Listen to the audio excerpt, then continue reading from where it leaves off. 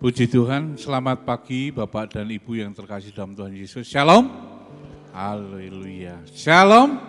Puji nama Tuhan, berkat Tuhan luar biasa sehingga dapat membawa kita sampai di tempat rumah Tuhan dalam keadaan sehat. Ini semua kita yakini bukan karena kekuatan dan kekayaan kita, tapi hanya karena kemurahan Tuhan. Amin.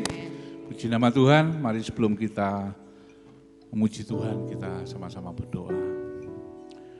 Terima kasih Tuhan Yesus, hanya karena kemurahan-Mu Tuhan, hanya karena pertolongan-Mu Tuhan, hanya karena kasih-Mu Tuhan, kami sudah melalui hari-hari demi hari Tuhan. Sehingga pada saat ini Tuhan, dalam keadaan kami sehat, tidak ada sesuatu apapun Tuhan, penuh sukacita, semuanya karena kemurahan-Mu Tuhan. Kami sadari bahwa kami adalah orang-orang yang penuh dengan kekurangan, penuh dengan kelemahan Tuhan Yesus, tapi Engkau selalu kuatkan hidup kami, karena Engkau begitu mengasihi hidup kami. Terima kasih Tuhan. Oh Yesus, berkat-Mu luar biasa kami terima hari demi hari, sehingga pada pagi hari ini Tuhan, kami masih dapat memuliakan nama-Mu Tuhan.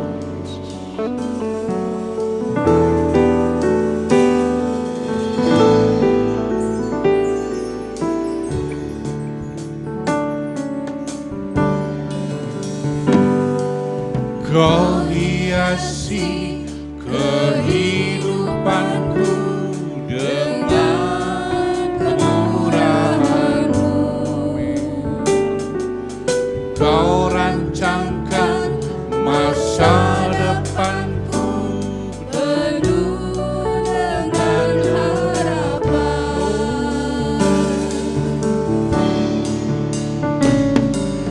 Kau hiasi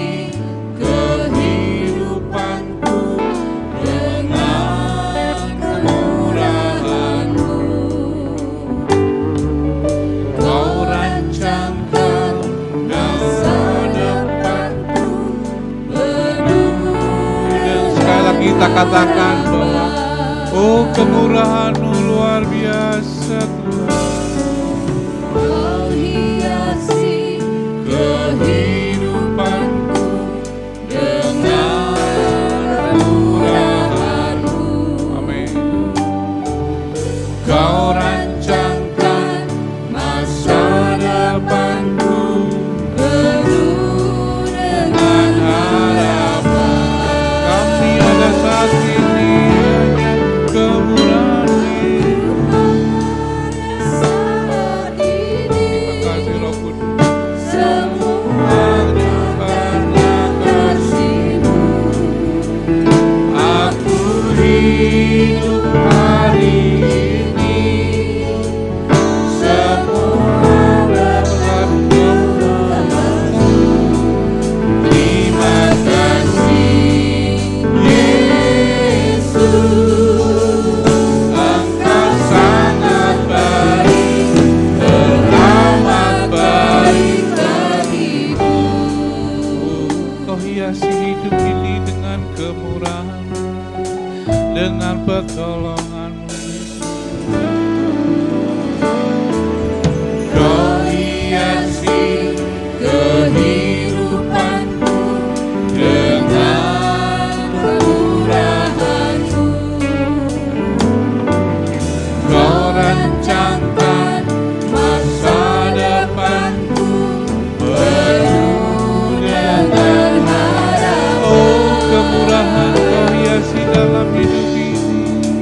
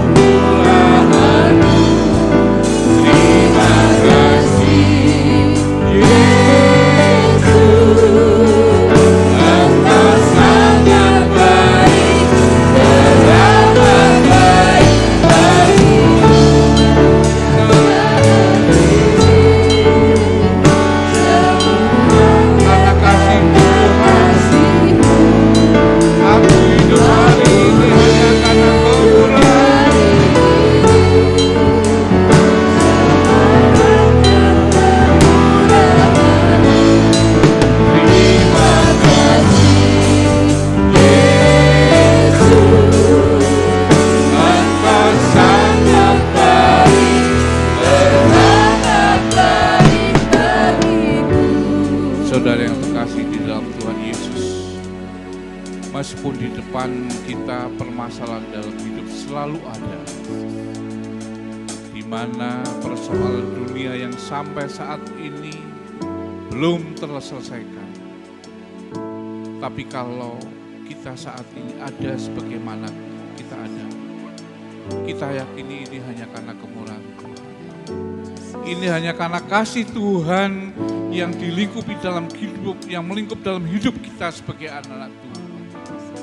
Maka dari itu saudara, kita terus jangan henti-henti berharap pada Tuhan. Karena di tangan Tuhan ada damai sejahtera, sukacita yang mana Tuhan akan selalu berikan dalam kehidupan. Kau hiasi kehidupanku dengan murahan-Mu, amin. Kau rancangkan masa depanku penuh dengan harapan. Aku ada di sini, oh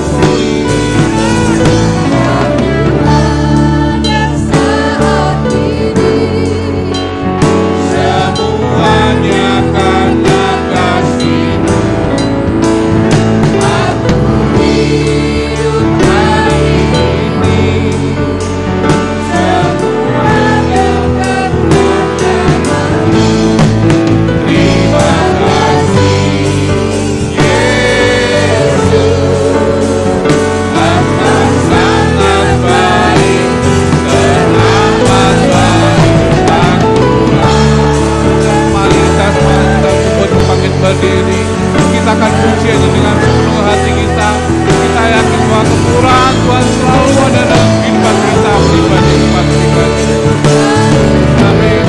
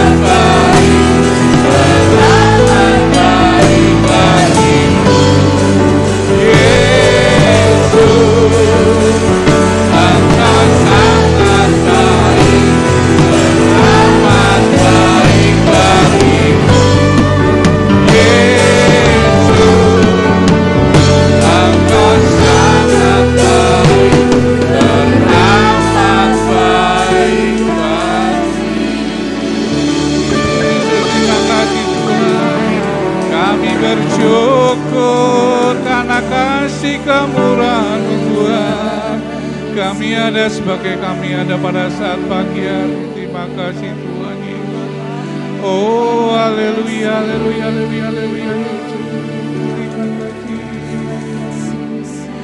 Terima kasih.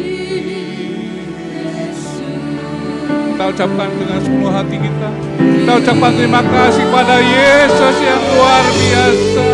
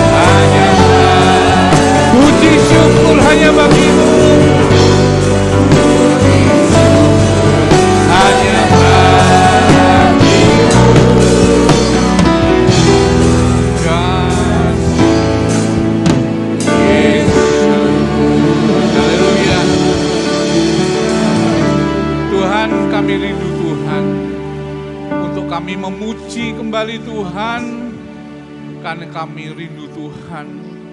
Kami sangat rindu untuk kami memuliakan nama-Mu Tuhan.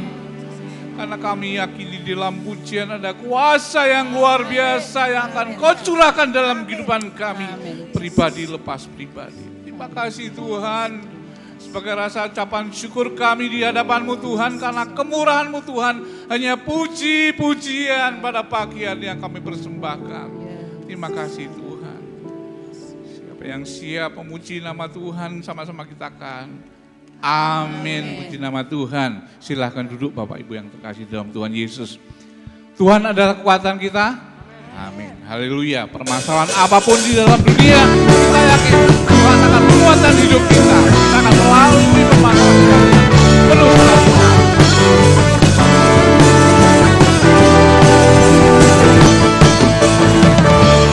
Tuhanlah kekuatan dan masukku.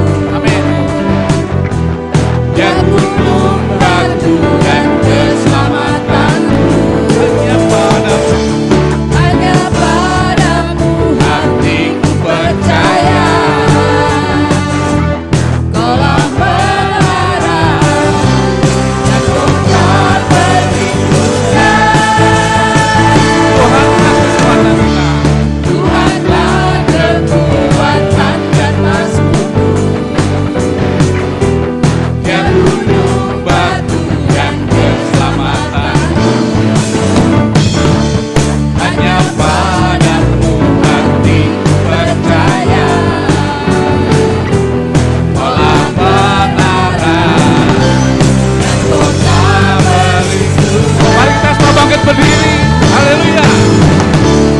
Ku mau selalu bersyukur sebab cinta-Mu padaku takkan pernah berubah. Hatiku percaya walau bumi bergoncang, gunung turun beranjak, namun kasih setiamu tak berhenti. Haleluya. Kekuatan-Mu luar biasa dalam hidup kami.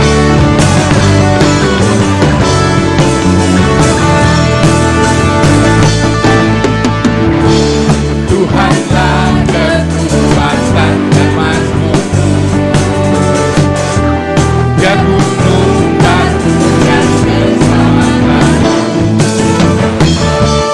hanya padamu hatiku percaya. Kaulah menara dan Kau tak berhentikan. Ku mau selalu bersyukur sebab cinta-Mu padaku takkan pernah berubah. Hatiku percaya walau bumi bergoncang, gunung turun beranjak, namun kasih setiamu tak berhenti. Haleluya. Kekuatan Tuhan yang kita rasakan sangat luar biasa, yang telah menolong hidup kita. Amin. Yesus. Tuhanlah kekuatan dan masukku. Haleluya. Ya gunung batu dan keselamatanku, hanya padamu hatiku percaya. Kaulah menara dan Kau tak berhentikan. Ku mau selalu bersyukur sebab cinta-Mu padaku takkan pernah berubah. Hatiku percaya walau bumi bergoncang, gunung turun beranjak, namun kasih setiamu tak berhenti. Ku mau selalu bersyukur sebab cinta-Mu padaku takkan pernah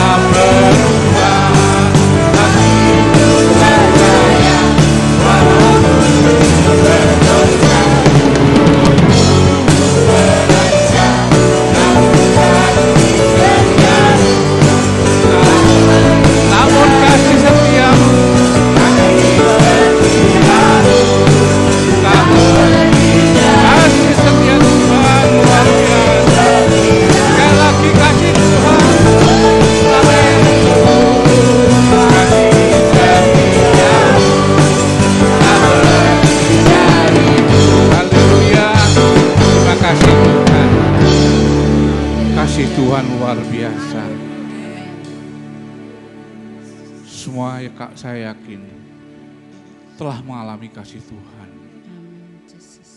Tapi saudara yang kasih dalam Tuhan, mungkin sampai saat ini beban di dalam kehidupan kita masih ada di dalam depan mata kita. Persoalan, percobaan yang selalu ada di depan mata kita. Apa yang kita rindukan sampai saat ini belum terlaksana. Kita terus sudah mohon pada Tuhan. Tapi semua kita yakini bahwa waktu Tuhan bukan waktu kita. Permasalahan apapun dalam hidup ini, Tuhan akan berikan jalan keluar. Jangan jemu-jemu berdoa, jangan jemu-jemu kita untuk meminta kepada Tuhan. Tuhan pasti akan menolong kita tepat pada waktunya, amin. Karena jalan Tuhan selalu ada di depan kita sebagai anak-anak Tuhan. Yesus.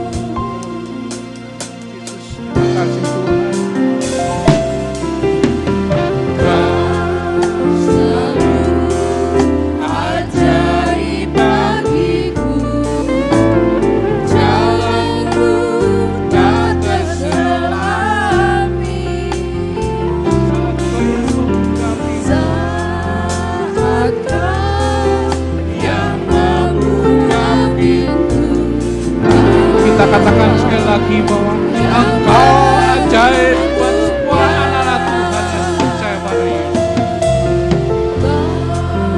Selalu ajaib bagiku, jalanmu tak terselami. Engkau luar biasa. Engkau yang membuka pintu.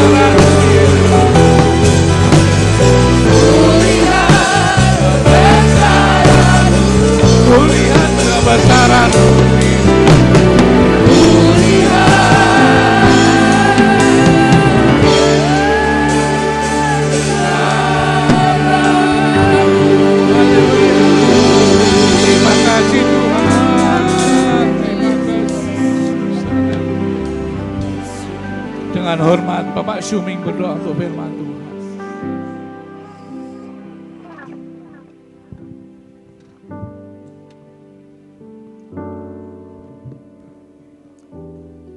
Bapa, Engkau sangat baik bagi umat-Mu. Panjang minggu ini sudah kami lalui. Kami jalani bersama dengan Engkau ya Bapa. Engkau tidak pernah meninggalkan kami. Engkau selalu membimbing, menuntun kepada kami menurut jalan-jalan yang Kau telah ajarkan kepada kami. Umat-Mu sudah mengagungkan, besarkan akan nama-Mu. Umat-Mu sudah bersorak-sorai meninggikan akan nama-Mu ya Bapa. Sebab tidak ada Allah lain yang layak terima pujian, hormat, kemuliaan hanya bagi-Mu saja ya Bapa. Tiba saatnya Bapa, kami akan mendengarkan sebagian kebenaran firman-Mu. Apa yang Bapak akan inginkan dalam kehidupan kami, apa yang Bapak akan ajarkan kepada kami. Singkapkan setiap rahasia kebenaran firman-Mu, sehingga kami dapat memahami, mengerti apa yang Bapak inginkan dalam kehidupan kami. Urapi hamba-Mu Tuhan, yang Kau percayakan untuk menyampaikan apa yang Bapak kehendaki dalam kehidupan umat. Haleluya. Kami siap Tuhan untuk mendengarkan sebagian kebenaran firman-Mu. Hanya dalam satu nama. Dalam nama Yesus. Tuhan Yesus Kristus Gembalaku yang baik. Amin. Haleluya, amin. Silakan duduk, saudara yang dikasihi Tuhan. Shalom. Sekali lagi shalom. Yang bersuka cita boleh lambaikan tangan. Gak usah pegang kanan kiri, tapi boleh tengok kanan kiri bilang Tuhan Yesus baik. Haleluya. Saya begitu menikmati saudara ibadah pagi hari ini, ibadah 1, 2 begitu diberkati oleh Tuhan. Tuhan sudah melawat ibadah pertama tadi, Tuhan melawat juga ibadah kedua. Saya percaya Tuhan sedang mengerjakan hal-hal yang besar, hal-hal yang baru dibukakan dalam hidup saya dan saudara. Pulang terima kekuatan yang baru dari Tuhan, terima sukacita dan kemenangan yang Tuhan sediakan bagi saya dan saudara. Sebelum saya mulai firman saudara, saya ingin bersaksi seperti yang tadi pagi saya lakukan. Saya mau bersaksi saudara bahwa di awal Juli kemarin, saudara tahu bahwa kami hampir semua seisi pastori isolasi mandiri karena terpapar COVID. Yang tidak waktu Juli kemarin hanya Bapak Gembala, Ibu Gembala Yusuf. Bapak Gembala, Ibu Gembala Yusuf di sini kami isolasi mandiri di depan saudara. Selama kurang lebih 14 hari. Dan saudara saya sudah negatif, aman, sudah negatif ya saudara ya, gak usah takut. Sudah tidak berbahaya. Hanya gejala itu masih ada. Nah, gejala yang saya alami memang masing-masing orang berbeda. Gejala yang saya alami itu ini saudara, indera penciumannya rusak. Saya nggak bisa nyium apa-apa saudara, bisanya cuma nyium bau minyak. Kalau bau gorengan saya tahu saudara, tapi baunya beda. Bukan karena suka bukan karena lapar pengen makan gorengan, bukan. Tapi karena baunya minyak itu jadi bau seperti apek di hidung saya ya, beda baunya. Hidung saya sudah rusak saudara. Nah, itu sangat tersiksa ya saudara ya. Sekian bulan lamanya saya nggak bisa cium. Lalu kira-kira 2 minggu kemarin, tiba-tiba saudara, wah ini luar biasa. Tiba-tiba waktu saya angkat jemuran di lantai 3 saudara, masuk di hidung saya suatu bau saudara. Yaitu bau kotoran kucing, tai kucing saudara. Saya itu kaget campur senang sekali saudara. Saking senangnya, ini saudara ya jangan ditiru, saking senangnya saya betah di atas cium-cium terus saudara. Saya pikir ini terapi maksud saya gitu ya. Saya cium-cium sampai puas saudara. Kenapa saudara? Karena ada perasaan bahagia. Sudah sekian lama, berbulan-bulan gak bisa mencium bau saudara, akhirnya bisa cium bau. Ini bukan, saudara saya kasih tahu ya, waktu kita isolasi mandiri di depan, karena tidak bisa cium bau dan indera perasa juga mati, makan sambal terasi sudah rusak saudara, kita nggak ada yang tahu. Tinggal pokoknya dimakan aja, padahal sudah rusak. Kenapa? Karena sudah mati. Nah, jadi waktu kemarin saya bisa cium itu rasanya bersyukur sekali. Lalu saya merenung begini, ternyata kita manusia itu sebenarnya kalau mau bersyukur itu simpel kok. Iya kan? Berapa banyak kita tidak bisa bersyukur mencium kotoran kucing karena saudara tidak pernah kehilangan kemampuan untuk mencium. Bagi saya yang sudah pernah merasakan kehilangan kemampuan mencium, bau apapun itu saudara, saya bersyukur sekali saudara. Dan begitu juga setiap kehidupan kita, saya katakan tadi pagi saudara, kita ini sudah terima anugerah yang besar dari Tuhan. Tuhan sudah begitu mengasihi hidup saya dan saudara. Dia sudah mati menggantikan saya dan saudara. Dia rela di kayu salib, dia mati supaya kita hidup. Dia sakit supaya kita sembuh. Karena persoalan dikit, karena masalah dikit, kita malas datang kepada Tuhan, kita mengeluh kepada Tuhan. Mari kita belajar bersyukur saudara, karena karya yang terbesar sudah Tuhan kerjakan bagi hidup saya dan saudara. Harusnya kita yang digantung di kayu salib, kita sudah digantikan kok dengan cuma-cuma oleh kematian Kristus. Dan sebab itu penyakit apapun yang kita alami, penderitaan apapun yang kita alami, belajar bersyukur. Sebab dalam segala sesuatu Tuhan kita baik. Yang setuju katakan amin. Haleluya. Baik, pagi hari ini saudara, saya akan membawa kita untuk merenungkan firman Tuhan yang saya beri tema, air mata menjadi mata air. Boleh sama-sama katakan 2, 3. Air mata menjadi mata air. Ya, tema firman Tuhan kita pagi ini mengubah air mata menjadi mata air. Kita buka di dalam Mazmur pasal yang ke-84, sama-sama bangkit berdiri, ayat 5 dan ayat yang ke-6. Saya ajak kita baca bersama-sama dengan suara yang nyaring dan kompak saudara, 2 ayat ini.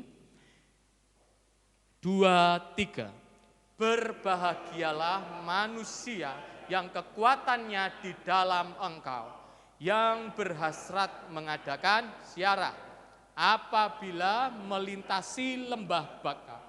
Mereka membuatnya menjadi tempat yang bermata air. Bahkan hujan pada awal musim menyelubunginya dengan berkat. Yang percaya katakan amin. Silakan duduk Bapak Ibu sekalian dikasihi Tuhan. Boleh diklik Mas. Dan saya catat di situ kitab Mazmur yang barusan kita baca adalah sebuah kitab nyanyian, pujian kepada Tuhan. Kitab yang dinyanyikan ketika bangsa Israel berhimpun di bait Allah untuk memuji Tuhan.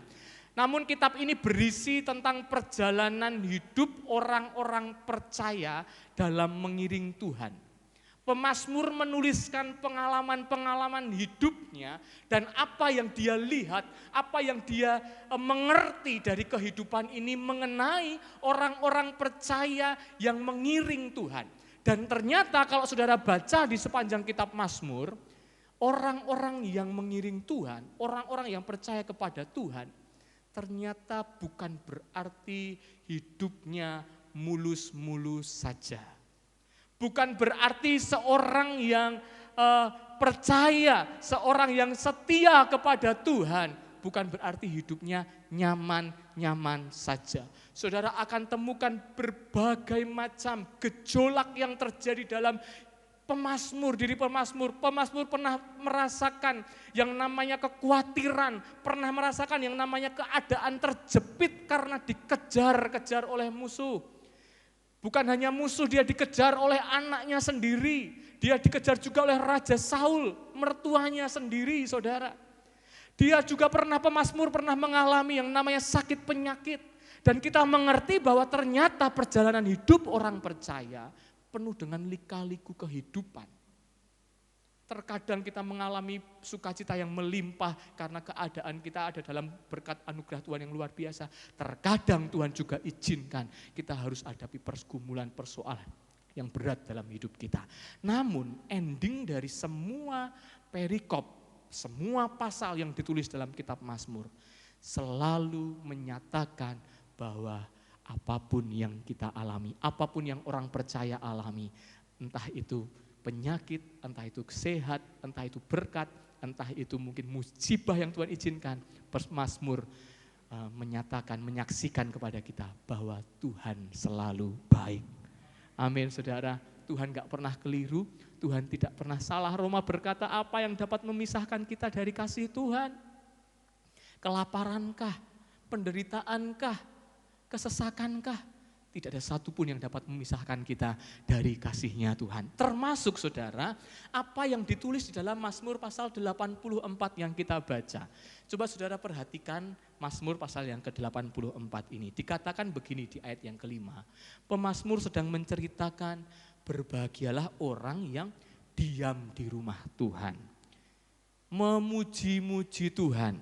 Orang yang ayat 6 kekuatannya di dalam Tuhan. Lalu dikatakan yang kesukaannya adalah mencari Tuhan. Waktu saudara baca ayat 5 dan 6 kita pasti berpikir kurang apa ini orang. Mencari Tuhan, sukanya mendekat kepada Tuhan, sukanya diam di dalam rumah Tuhan, sukanya memuji-muji Tuhan. Tapi ayat 7 dikatakan di sana apa? Apabila melintasi lembah Baka. Ternyata sekalipun seorang suka dekat dengan Tuhan, ternyata sekalipun seorang sudah mencari Tuhan, sudah setia beribadah setiap minggu kepada Tuhan, rajin berdoa, rajin baca firman, saudara, ayat 7 menyampaikan kepada saya dan saudara bahwa itu tidak menutup kemungkinan suatu kali Tuhan izinkan kita berjalan di dalam lembah Baka. Apa itu lembah Baka? Lembah Baka saya catat di situ sebagai the valley of weeping, saudara. Lembah air mata. Nah, kalau ayat ini kita kembalikan ke ayat yang tadi, saudara, berarti ayat ini berkata, apabila orang yang dekat kepada Tuhan melewati lembah air mata, mereka mampu mengubahkan itu menjadi tempat yang penuh dengan mata air. Yang setuju katakan amin. Bagi orang yang dekat dengan Tuhan, sekalipun diizinkan berjalan dalam lembah air mata, perjalanan yang berat, perjalanan yang seringkali kita harus meneteskan air mata, perjalanan yang seringkali kita merasa sudah tidak tahan lagi, saudara. Terkadang kita harus sampai harus menangis, saudara. Tetapi di dalam lembah air mata sekalipun, firman Tuhan katakan, orang-orang yang dekat kepada Tuhan diberi kuasa, diberi kemampuan untuk dapat mengubah lembah air mata menjadi tempat yang penuh dengan mata air. Yang setuju katakan amin. Lembah air mata, lembah Baka bicara tentang kesedihan, bicara tentang kekeringan, bicara tentang keadaan yang frustasi, saudara, keadaan yang berat, tidak punya harapan. Dan bukankah itu keadaan yang hari ini sedang kita lihat, saudara, terjadi di mana-mana. Tapi saya berdoa, orang-orang yang mencari Tuhan, khususnya saudara, jemaat Tuhan di tempat ini, kita adalah orang-orang yang mampu mengubah perjalanan yang penuh dengan air mata itu, saudara, menjadi perjalanan yang penuh dengan mata air. Hidup yang penuh sukacita, hidup yang mampu jadi berkat, hidup yang mampu menguatkan orang lain. Sekalipun kita sama-sama berjalan di lembah Baka, orang di sekitar kita sama-sama berjalan di lembah mata air, tapi kita berjalan berbeda, saudara. Kita jadi saksi, kita jadi terang, kita menyatakan bahwa Tuhan Yesus, Tuhan yang kita sembah adalah Tuhan yang baik dalam hidup saya dan saudara. Dan kita menjadi mata air dimanapun kita berada.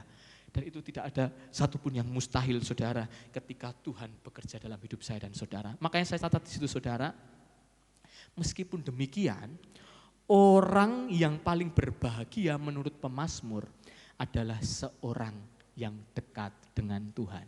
Sekalipun seluruh dunia sama-sama alami lembah Baka, lembah air mata, orang-orang yang beruntung adalah orang-orang yang dekat dengan hadirat Tuhan. Karena apa? Dikatakan tadi, karena kita dapat mengubah lembah air mata menjadi tempat yang bermata air. Kuncinya adalah saudara dekat dengan Tuhan. Kuncinya adalah saudara suka akan kediaman Tuhan. Pemazmur mendorong kita, mari kita punya hasrat. Perikop yang ditulis di situ adalah kerinduan kepada rumah Tuhan. Mari kita punya hasrat, punya keinginan yang menggebu-gebu dalam mencari Tuhan. Sebab orang-orang yang seperti inilah, orang-orang yang dekat dengan Tuhanlah yang akan mengubah keadaan berat penuh air mata menjadi keadaan yang penuh dengan mata air, saudara. Bahkan Bahkan kalau saudara baca di ayat sebelumnya, pemazmur ini sampai iri loh saudara. Pemazmur ini berkata di ayat yang kedua, mungkin saya tidak catat di situ, pemazmur ini iri dengan burung pipit. Kenapa? Karena pemazmur ini melihat ternyata di atas bait suci itu ada sarang burung pipit. Dan pemazmur berkata, aku begitu iri terhadap burung pipit yang rumahnya dekat dengan bait Allah. Yang bisa sewaktu-waktu untuk mencari Tuhan, yang bisa selalu dekat dengan Tuhan. Begitu besar kerinduan pemazmur untuk intim dengan Tuhan, untuk dekat dengan Tuhan. Sebab pemazmur percaya ketika pemazmur dekat dengan Tuhan, lembah air mata diubahkan menjadi tempat yang bermata air. Perenungan bagi kita semua pagi hari ini. Apakah mungkin kita hari ini sedang mengalami yang namanya lembah air mata? Saudara bisa renungkan itu sendiri. Mungkin kita mengalami pergumulan, istri enggak tahu, suami enggak tahu, mungkin saudara menangis di tempat yang tersembunyi, saudara punya kepedihan di dalam hati yang saudara tidak bisa sampaikan itu kepada anak, saudara tidak ingin anak Anda ikut pusing, saudara mungkin tidak ingin orang tua Anda ikut memikirkan, tapi saudara seringkali bergumul sampai harus menangis seorang diri. Mungkin saudara sedang alami lembah air mata, lembah baka dalam pekerjaan, mungkin saudara sedang alami lembah baka, lembah air mata dalam hubungan keluarga, mungkin saudara sedang alami lembah baka, lembah air mata di dalam kesehatan saudara. Pergumulan yang seringkali kita berkata, sampai kapan Tuhan? Saya sudah mencari Engkau, saya sudah setia dekat dengan Engkau, sampai kapan Tuhan? Mungkin kita harus mengalami yang namanya lembah air mata, tapi saudara, firman Tuhan pagi ini mengingatkan kita, ingat bahwa orang yang dekat dengan Tuhan selalu punya kuasa untuk mengubah perjalanan yang penuh dengan pergumulan air mata menjadi tempat yang penuh mata air. Saya berdoa keluargamu penuh dengan mata air, saudara. Saya berdoa kesehatan penuh dengan mata air. Saya berdoa, saudara, supaya pekerjaanmu penuh dengan mata air yang melimpah-limpah. Sebab Tuhan mau bekerja di dalam setiap aspek kehidupan saya dan saudara. Nah, kita akan melihat pagi ini ada 3 alasan. 3 alasan kenapa orang yang dekat dengan Tuhan, 3 alasan kenapa orang yang suka mencari Tuhan bisa merubah lembah air mata, perjalanan yang penuh dengan tetesan air mata menjadi tempat yang bermata air. Yang pertama alasannya adalah karena orang yang dekat dengan Tuhan tidak akan larut dalam kesedihan. Yang percaya katakan amin. Orang yang dekat dengan Tuhan, orang yang setiap hari lihat Tuhan, orang yang setiap hari berjumpa Tuhan melalui firman, orang yang setiap hari berkomunikasi dengan Tuhan di dalam doa, orang yang setiap hari menghampiri Tuhan di dalam persekutuan saat-saat teduh setiap hari, saudara. Saya percaya mereka, orang-orang tersebut tidak akan pernah membiarkan dirinya larut di dalam kesedihan. Orang-orang yang setiap hari memandang kepada Tuhan tidak akan mengizinkan dirinya dipenuhi dengan kesedihan. Saudara, saya katakan tadi pagi bahwa menangis, sedih menangis itu hal yang wajar, hal yang manusiawi.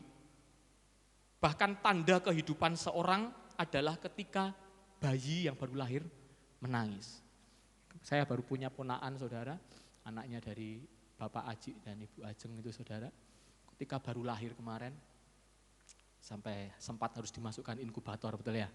Kenapa? Alasannya karena nangisnya kurang kenceng, saudara. Kalau udah di rumah bayi nangis kita suruh diem, tapi waktu di rumah sakit nangisnya harus yang kenceng, saudara ya. Jadi karena nangisnya kurang kenceng harus dimasukkan ke inkubator. Keluarga mulai khawatir, Dinda bantu berdoa, saudara, kami bantu berdoa, saudara. Kenapa? Karena tanda kehidupan manusia itu adalah ketika seorang bayi menangis. Tetapi sekalipun menangis bersedih itu wajar dan manusiawi, bagi orang-orang percaya kita tidak pernah boleh untuk larut dalam kesedihan. Katakan pada suami istrimu nanti, saudara, jangan pernah larut dalam kesedihan. Pah, jangan larut dalam kesedihan. Mah, jangan pernah larut dalam kesedihan. Ayatnya di mana? Mari kita buka. Mazmur 30 ayat 6 dan ayat yang ke-12. Mazmur 30 ayat 6 dan 12. Sebab sebentar saja Tuhan marah, kebaikannya berlangsung seumur hidup. Lalu dikatakan di waktu malam aku menangis, tetapi fajar membawa kegembiraan. Saya baca itu dalam terjemahan bahasa Indonesia masa kini. Daud adalah seorang yang tidak ingin larut dalam kepedihan. Kalaupun dia harus alami yang namanya kesulitan. Kalaupun dia harus alami yang namanya tetesan air mata. Kalaupun Daud seorang pemazmur hebat ini harus alami yang namanya kepedihan hati saudara. Daud hanya mengizinkan itu di malam hari dan Daud tidak akan biarkan itu masih bertahan di pagi hari. Daud adalah orang yang tidak ingin tertekan hidupnya oleh kepedihan. Jadi ketika pagi datang, Daud dia hidup baru saudara. Dikatakan di ayat selanjutnya apa?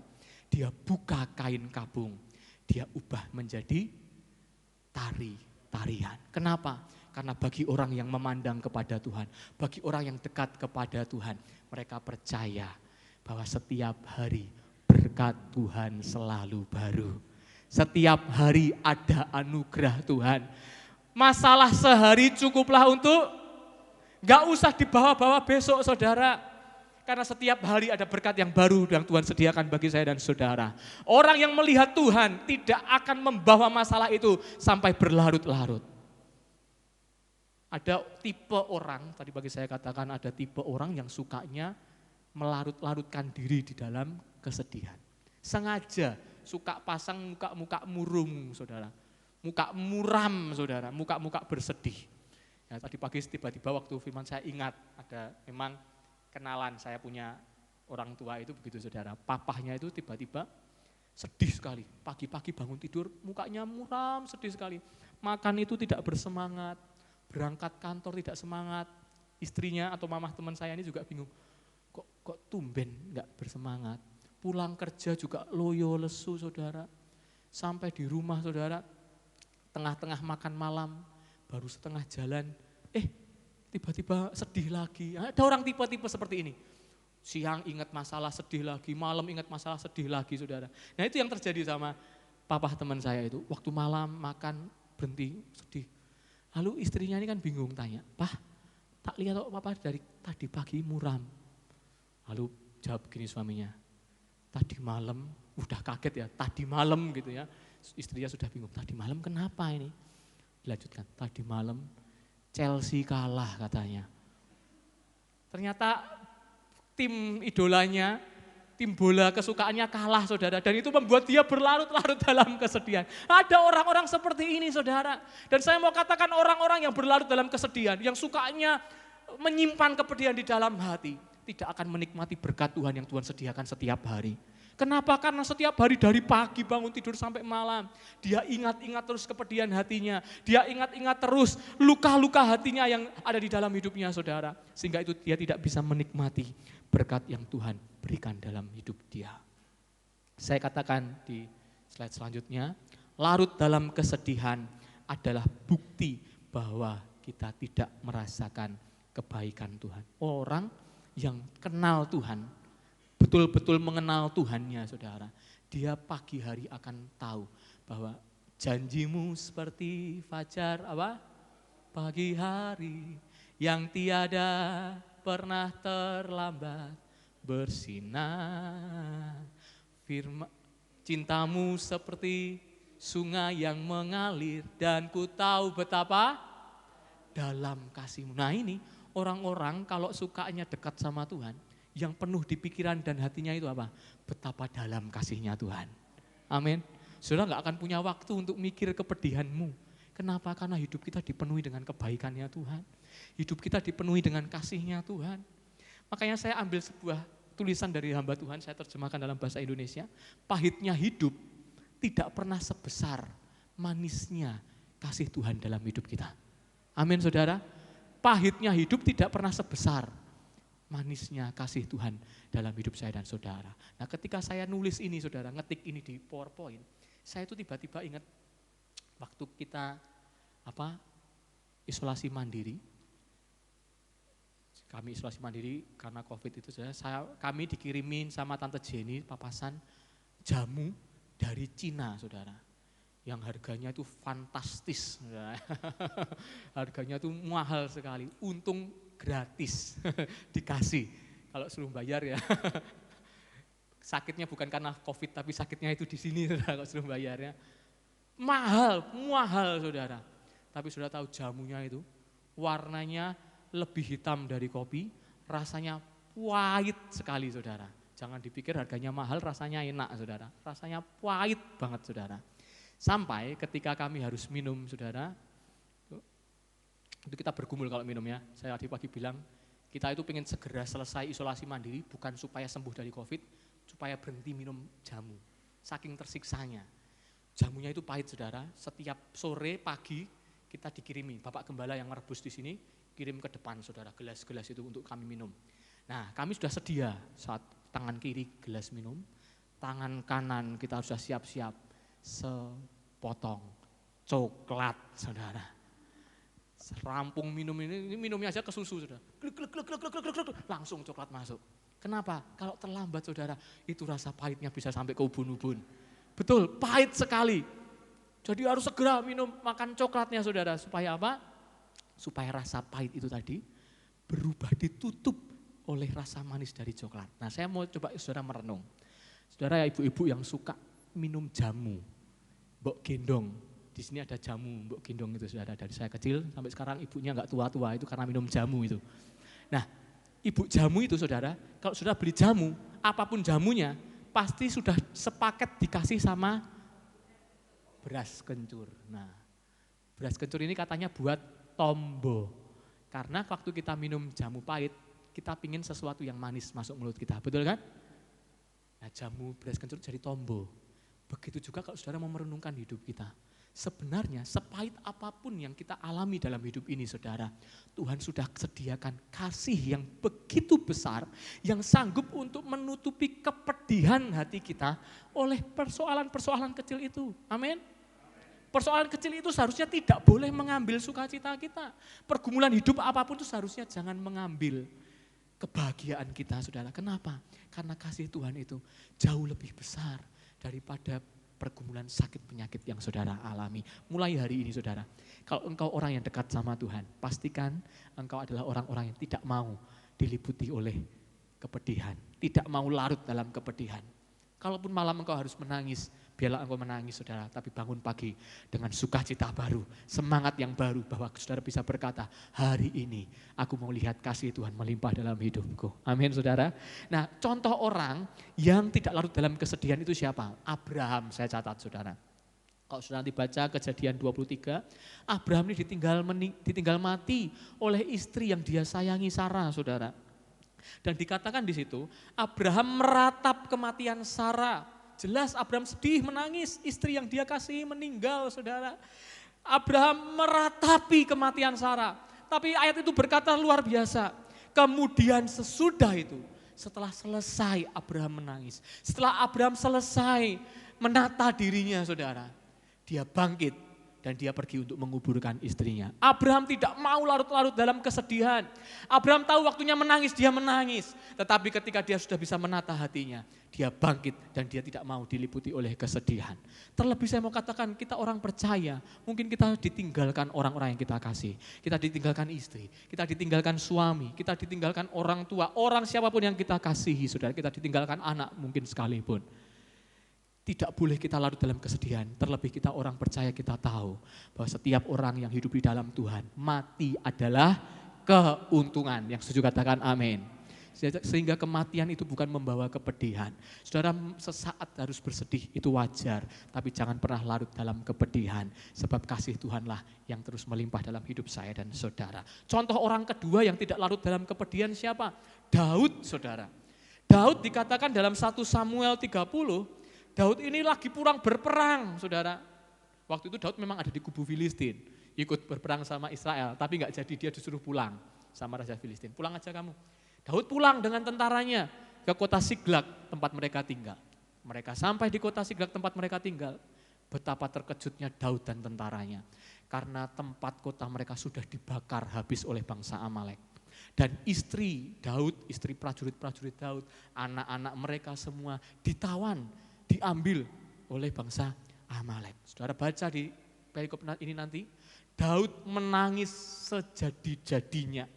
Daud menangis sampai tidak kuat lagi menangis, saudara. Jangan pikir laki-laki tidak bisa menangis. Laki-laki bisa menangis, saudara. Anak Tuhan seringkali dihadapkan dengan tangisan, tetapi anak Tuhan tidak akan berlarut dalam kepedihan. Daud menangis sejadi-jadinya, tetapi sesudah Daud selesai menangis, Daud pergi datang kepada Tuhan. Daud sudah lupakan itu, kepedihan itu. Daud datang kepada Tuhan, mencari Tuhan. Dan Daud bertanya kepada Tuhan, Tuhan, apakah aku bisa mengejar bangsa Amalek itu? Tuhan menjawab, ya kejar, aku akan menyerahkan ke dalam tanganmu.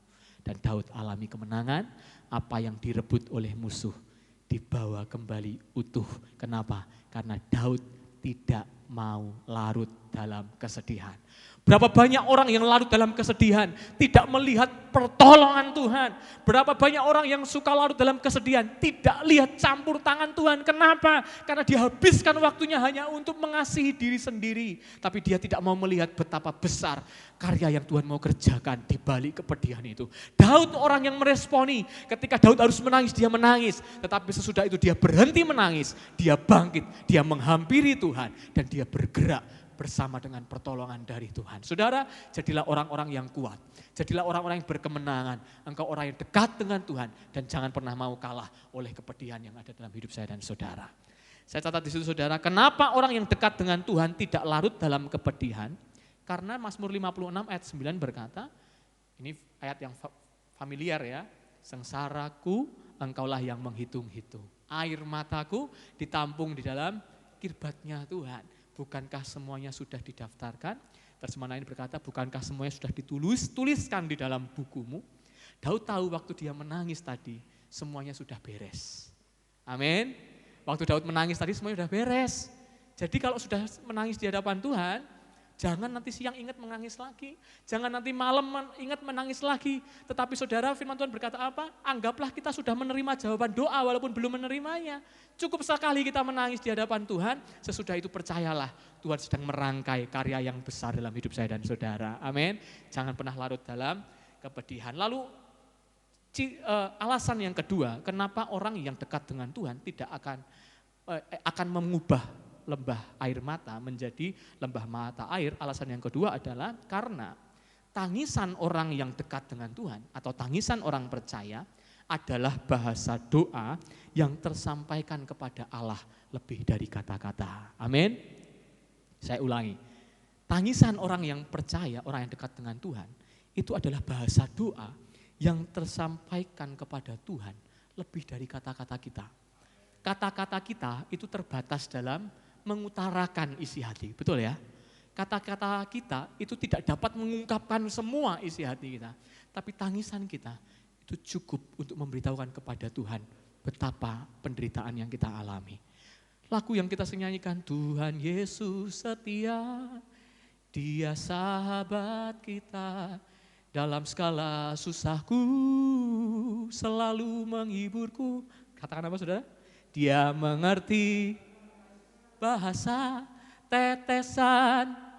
Ternyata setiap tetes air mata orang percaya itu ada bahasanya. Bisa tersampaikan kepada Tuhan. Bukan harus dengan kata-kata yang indah disusun dengan rapi saudara. Tetapi cukup air mata kita ternyata bisa tersampaikan dan Tuhan pun mengerti. Tuhan tahu apa yang kita alami. Waktu badai mengamuk dan gelombang menerpa, Tuhan Yesus setia. Amin saudara. Cukup untuk menyampaikan kepada Tuhan. Ayatnya di mana? Ada. Mazmur 30 ayat yang ketiga, tolong dibuka. Mazmur 30 ayat 3 berkata, Oh Lord my God, I send up my cry to you. Tuhan Allahku, aku kirimkan, aku sampaikan tangisku kepadamu. Dan engkau membuat aku baik-baik saja. Tuhan Yesus setia. Amin. Kita kirimkan tangis kita kirimkan air mata. Tuhan kirimkan kasih-Nya bagi saya dan saudara. Kata-kata kita terbatas dalam merangkai, tetapi tangisan kita cukup untuk menceritakan kepada Tuhan apa yang kita alami. Satu ayat lagi, Yesaya 66, untuk menjelaskan bahan yang kedua ini saudara. Yesaya 66 berkata, kamu akan menyusu, ini Allah yang berkata ya, kamu akan menyusu, akan digendong, akan dibelai-belai di pangkuan, seperti seseorang yang dihibur ibunya. Demikianlah aku ini akan menghibur kamu. Coba saudara renungkan ayat ini. Seorang bayi itu tidak bisa berkata-kata, betul kan? Apalagi Jaden itu kemarin agak terlambat bisa berkata-kata, saudara. Bayi itu tidak bisa menyampaikan aku haus, bayi tidak bisa berkata sakit, bayi tidak bisa berkata aku lapar. Yang bayi bisa lakukan apa, saudara? Nangis. Yang bayi bisa lakukan adalah menangis, mengeluarkan air mata, saudara. Tetapi seorang ibu di dunia ini tahu arti tangisan seorang bayi, betul ya? Tahu kapan harus memberikan ASI, tahu kapan harus memberikan makan, tahu kapan harus menggendong, memeluk, membelai, saudara. Kalau ibu di dunia ini saja tahu arti tangisan seorang bayi anaknya, saudara. Apalagi Bapa kita di surga, katakan amin. Bapa kita di surga terlebih lagi dia begitu mengerti dan dia akan meresponi setiap tangisan yang keluar dari mata kita, saudara. Saya ingat pernah suatu kali ada seorang ibu itu tiba-tiba datang ke sini. Kita enggak kenal, saudara, ibu-ibu itu siapa. Datang ke sini itu hanya nangis, ingat enggak? Ya, pernah nangis, saudara. Nangis menjadi-jadi. Bapak Gembala sampai temui, saya juga temui. Kita bilang, ada apa, Bu? Tapi ibu itu enggak bisa bilang apa-apa, menangis terus, saudara. Nangis terus, enggak berhenti-berhenti. Nah, kita manusia. Pendeta juga manusia, saudara. Pendeta enggak tahu apa yang menjadi masalah saudara. Pendeta enggak tahu apa yang menjadi keluh kesah saudara.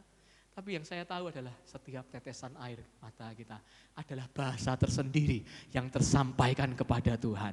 Adalah doa yang terpanjatkan kepada Tuhan. Contoh orang yang menangis dan tangisan itu dipahami oleh Tuhan adalah Lukas pasal yang ke-7. Lukas pasal yang ke-7 ini bercerita tentang seorang pemuda yang meninggal di kota Nain. Tapi seperti yang tadi pagi saya bilang, sebenarnya perikop ini saya kurang setuju. LAI lebih menekankan kepada pemuda di Nain yang meninggal. Padahal inti dari perikop ini adalah berbicara tentang ibu dari pemuda ini yang ditinggalkan, saudara. Pemuda yang meninggal tadi, orang kalau sudah mati sudah tidak alami apa-apa, sudah enggak alami sakit, sudah enggak alami susah, saudara, nyari uang enggak ada, saudara. Yang susah di sini siapa, saudara, yang punya masalah? Ibunya yang punya masalah, saudara. Saudara nanti bisa baca. Ya, sudah lihat di depan ya. Setelah itu, ia dekat pintu gerbang kota ketika Yesus datang ke kota Nain. Ada orang mati diusung keluar. Anak laki-laki, nah dijelaskan secara terperinci ternyata. Anak laki-laki, anak tunggal ibunya yang punya masalah siapa di sini, saudara? Ibunya. Ibunya ini yang menderita, harapan satu-satunya, anaknya satu-satunya, dia sudah tidak punya suami. Dia hanya punya anak laki-laki tunggal, meninggal, saudara. Ibu ini yang hilang pengharapan, ibu ini yang alami lembah baka, ibu ini yang alami namanya lembah air mata, ibu ini yang alami beban berat, saudara. Dan saudara baca di situ, ayat yang ke-13. Dan ketika Tuhan melihat janda itu, Tuhan gak lihat pemudanya, saudara. Tuhan lihat janda ini yang sedang bersedih. Tergeraklah hati Yesus oleh belas kasihan. Lalu berkata kepada mereka, ibu itu, jangan menangis. Berarti yang Yesus lihat apa, saudara? Air mata. Itu yang Yesus lihat dan itulah yang menggerakkan hati Yesus. Ketika Yesus melihat tangisan ibu itu, saudara, Yesus tidak tahan untuk menyatakan kasihnya. Oh, saudara, tangisan kita itu bagaikan doa yang berkata-kata lebih jelas. Ibu ini gak pernah bilang sama Tuhan, Tuhan ini anakku satu-satunya loh. Ibu ini gak pernah menceritakan secara detail, Tuhan aku ini janda loh. Cukup dengan air mata itu, Tuhan mengerti pergumulan beban yang ibu ini alami. Sebab itu saya tulis di sini, saudara, hati Bapa adalah hati yang mudah tersentuh oleh tangis kita. Contoh kedua, tangisan yang dikenal oleh Tuhan. Contoh kedua adalah Yohanes 11. Bicara tentang tangisan Maria. Ada 3 bersaudara, Maria, Marta, dan Lazarus, saudara. Lazarus ini satu-satunya saudara laki-laki. Dan Lazarus ini satu kali sakit. Maka Marta dan Maria memanggil Tuhan. Tuhan, Lazarus yang engkau kasihi sakit. Tetapi Tuhan sengaja menunda untuk datang, saudara. Dan sampai Lazarus ini mati. Lalu Tuhan datang ke Betania, ke tempat mereka tinggal. Ketika Tuhan datang ke Betania, Marta datang menyongsong Tuhan Yesus. Dan Marta berkata, Tuhan, sekiranya engkau ada di sini, saudaraku Lazarus enggak akan mati. Marta berkata seperti itu, saudara. Tapi Marta ini datang kepada Tuhan dengan sebuah argumen. Tuhan menjawab, saudaramu akan hidup. Lalu Marta berkata apa? Aku tahu bahwa saudaraku akan bangkit di akhir zaman. Lalu Tuhan menjawab lagi, akulah kebangkitan dan hidup. Barang siapa percaya kepadaku akan hidup walaupun sudah mati. Yang terjadi adalah argumen dengan Marta, saudara. Tapi saudara lihat, ketika Maria datang menyongsong Tuhan Yesus. Boleh diklik mas? Ketika Maria datang menyongsong Tuhan Yesus. Maria mengatakan kata-kata yang sama persis. Tuhan, sekiranya engkau ada di sini, saudaraku pasti tidak akan mati. Tetapi saudara, Tuhan tergerak oleh Maria, bukan oleh Marta. Kenapa? Karena alasannya, Marta datang dengan argumen kepada Tuhan. Maria datang dengan sikap berlutut dan menangis. Saudara baca perikop itu, Maria menangis di kaki Tuhan. Sebab itu dikatakan di ayat itu, ketika Yesus melihat Maria menangis. Saudara, hati Tuhan tergerak ketika Yesus melihat Maria menangis. Tuhan berkata, di mana Lazarus yang engkau baringkan? Tuhan gak bergerak oleh argumen Marta. Berapa banyak orang Kristen datang kepada Tuhan hanya untuk berargumen, hanya untuk protes, hanya untuk berkata bahwa jalan kita yang benar. Lalu kita mempersalahkan Tuhan dan lain sebagainya. Tetapi datanglah sebagai Maria, seperti Maria. Datang bukan dengan argumen, tapi dengan hati yang hancur. Orang yang remuk hatinya itu disukai oleh Tuhan. Hati yang remuk saudara adalah persembahan kepada Tuhan. Mazmur berkata. Datang kepada Tuhan bukan untuk berargumen. Datang kepada Tuhan untuk menangis di kaki Tuhan. Dan tangisan kita dilihat oleh Tuhan. Tuhan bergerak ketika Tuhan melihat tangis Maria. Dan Tuhan berkata, marilah sini dan lihatlah. Dan ayat yang saya garis bawah ini saudara, ini satu ayat sendiri, ayat 35. Ini ayatnya sangat pendek saudara. Ayatnya berkata, maka menangislah Yesus. Tangisan yang tulus dari Maria itu membuat Yesus ikut menangis. Tapi Marta yang memberi argumen saudara, justru membuat Tuhan juga memberi argumen kepada dia. Tetapi Maria yang menangis membuat hati Tuhan juga ikut tergerak dan Tuhan juga ikut menangis. Saya ambil sebuah quote dari hamba Tuhan yang saya terjemahkan. Jauh lebih baik berdoa dengan tangisan yang keluar dari hati ketimbang saudara berdoa dengan rangkaian kata yang indah, namun itu sekedar keluar dari bibir kita. Jauh lebih indah ketika saudara menangis, berdoa dengan tangisan yang keluar dari hati saudara. Nah yang ketiga saudara, alasan kenapa orang yang dekat dengan Tuhan dapat mengubah air mata menjadi mata air. Alasan yang ketiga adalah karena tangisan orang percaya yang diiringi dengan taburan benih akan menghasilkan tuaian yang besar. Kita buka ayatnya, Mazmur 126 ayat 5 sampai ayat yang ke-6. Orang-orang yang menabur dengan mencucurkan air mata akan menuai dengan bersorak-sorai. Orang yang berjalan maju dengan menangis sambil menabur benih pasti pulang dengan sorak-sorai sambil membawa berkas-berkasnya. Saya membaca satu tafsiran yang bagus sekali, saudara berkata, kalau saudara baca ayat sebelumnya, ayat 4 saudara, ini sedang berbicara tentang satu keadaan yang kering. Satu keadaan yang kering keruntang, tidak ada harapan. Dan ayat ini berkata, waktu di dalam keadaan yang kering, keadaan yang berat, engkau menangis, sesungguhnya, boleh diklik mas, sesungguhnya air mata itu sedang membasahi tanah yang gersang. Ya, tanah yang gersang itu hanya perlu diairi. Dan seringkali itu hanya butuh tangisan dari saya dan saudara. Hanya butuh beban dari hati saudara. Ketika saudara menangisi orang-orang di sekitarmu, ketika engkau menangisi keluargamu, ketika engkau menangisi pekerjaan Tuhan, ketika engkau menangisi apapun saudara yang ada di sekitarmu saudara, dan engkau tetap lakukan itu dengan menabur, engkau tetap lakukan yang terbaik, sesungguhnya engkau sedang berjalan, dan setiap benih yang kita tabur sedang diairi oleh tangisan kita. Setiap benih yang kita tabur sedang disuburi saudara oleh tangisan saya dan saudara. Sebab itu jangan pernah berhenti menabur sekalipun harus menangis. Jangan pernah berhenti berbuat yang baik sekalipun berat keadaannya. Tetap setia, tetap melayani Tuhan, tetap memberikan yang terbaik kepada Tuhan, saya percaya kita adalah orang-orang yang dimampukan mengubah lembah air mata menjadi mata air. Yang percaya boleh katakan amin. Mari para singer boleh maju ke depan, tundukkan kepala, kita akan datang kepada Tuhan. Haleluya, terima kasih Tuhan Yesus.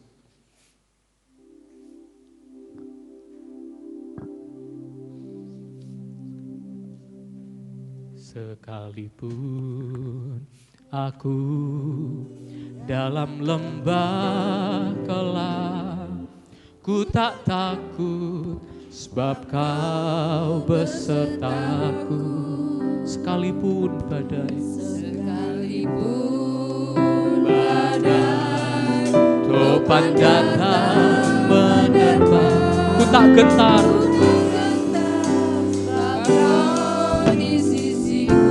Sekalipun aku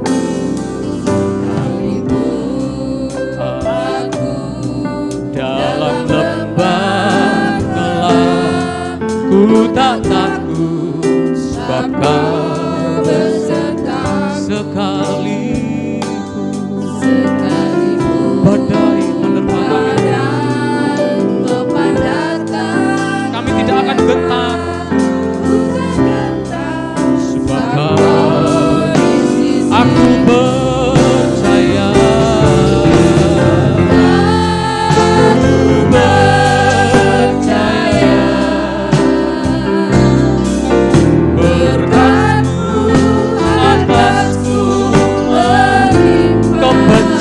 Dan kemurahan selalu mengikutiku. Ku puji, ku sembah Kau Tuhan.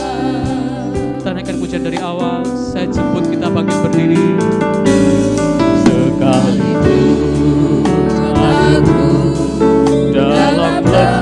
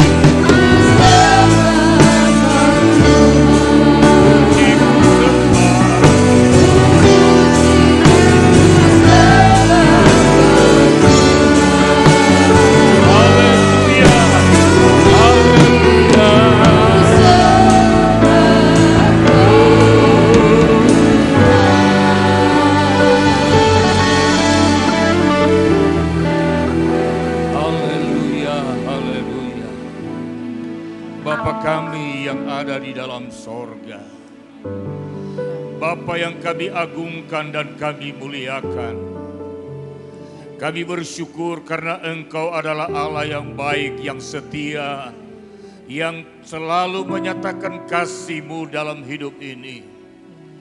Ada banyak kali kami harus berhadapan dengan perjalanan yang berat, persoalan pergumulan yang kami tidak sanggup untuk mengatasinya. Tetapi firman Allah pagi ini meneguhkan kami bahwa ketika kami percaya kepada Tuhan, percaya kepada Bapa di sorga, di dalam nama Tuhan Yesus Kristus, segala sesuatunya kami akan alami pertolongan Tuhan. Persoalan-persoalan hidup kami akan alami jalan keluar. Yang susah dihiburkan, yang gagal dibuat berhasil. Hari ini engkau diberkati Tuhan. Hari ini engkau terima berkat dan rahmat Allah. Dan biar kiranya umat-umat Tuhan yang ada, yang sudah beribadah, baik ibadah pertama maupun kedua, kami boleh menikmati pertolongan Allah. Ada perbedaan yang Tuhan nyatakan bagi orang-orang yang berharap kepadamu, dengan orang-orang yang tidak berharap kepada Tuhan. Bapa, sepanjang minggu ini hamba menyerahkan umat-umat-Mu ke dalam tangan Tuhan. Mereka biji mata-Mu Tuhan. Mereka adalah kekasih-kekasih Allah. Mereka adalah milik Allah yang Engkau sudah tebus dengan darah anak yang tunggal, darah yang mahal, darah Tuhan Yesus Kristus. Bapa, aku berdoa biar kiranya penyertaan yang sempurna menyertai mereka sepanjang minggu ini. Keluar masuk pintu rumah, dalam perjalanan, dalam pekerjaan,